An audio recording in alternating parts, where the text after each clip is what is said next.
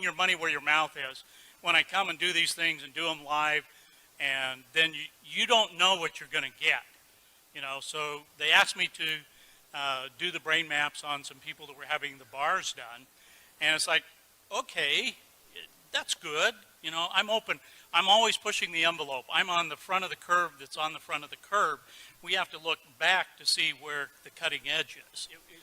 All I can tell you is when I saw the results, my jaw dropped. I was so astounded. And you got to remember, I've been doing this for 16 years. I have seen brains of every kind and all different kinds of conditions.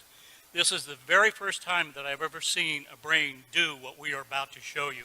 I mean, I was blown away. It takes a lot to blow me away. This blew me away. So why don't you tell them? Okay, so we didn't mention yesterday that one of the things we do is called bars, and it's 32 points on the head that are designed basically to delete file on your computer bank so that you can create a change in any way you want.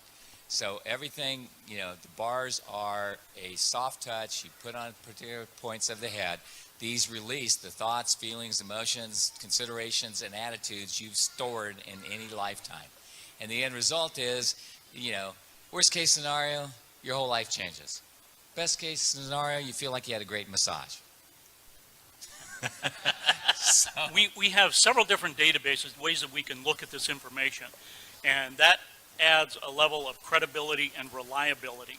And so I'm going to show you all the different ways that we measure this. So we take an EEG, we put the cap on their head, and we measured all 19 electrodes. We did eyes closed, brain on task. Then they did the bars, and then we did it again right immediately after. Put the cap back on their head, measured eyes closed, brain on task. And I'm going to show you what happened. This is a normal brain map. And so this one is before. This was, and you can see the red area that's lit up. That's the area that we identify as PZ. And it's showing that it's, you know, roughly 3 standard deviations above what would be considered normal. So they did, I think it was an hour and a half of running the bars. And then immediately after that, we did it again. And here's what it looks like. Can you see a difference?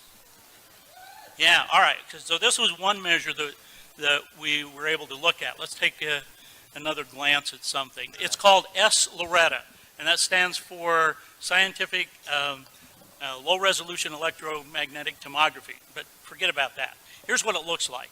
It came out showing us here, pointer down here where this little red line is, and this area is PZ. That's where it was lit up before.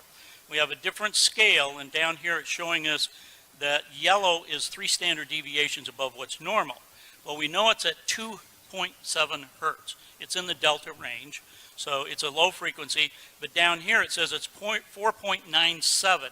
So it's almost 5 standard deviations above what is considered normal. It is off the scale of what we're seeing here. So here after is what it looked like. See, you can see the dark color here is the normal range. It's also saying that the change happened at 2 hertz. Okay, well, that's all well and nice. There's another part that we look at here that is called the S-Loretta part here. And it gives us a triangulation. So we have what's called an x-axis, this black line here.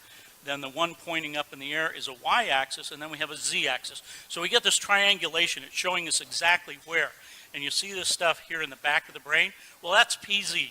That's where you just saw, you know, it all lit up. So here's the after. It's gone. It's gone. This doesn't happen in my world of measuring brains. Not in a matter of a few minutes.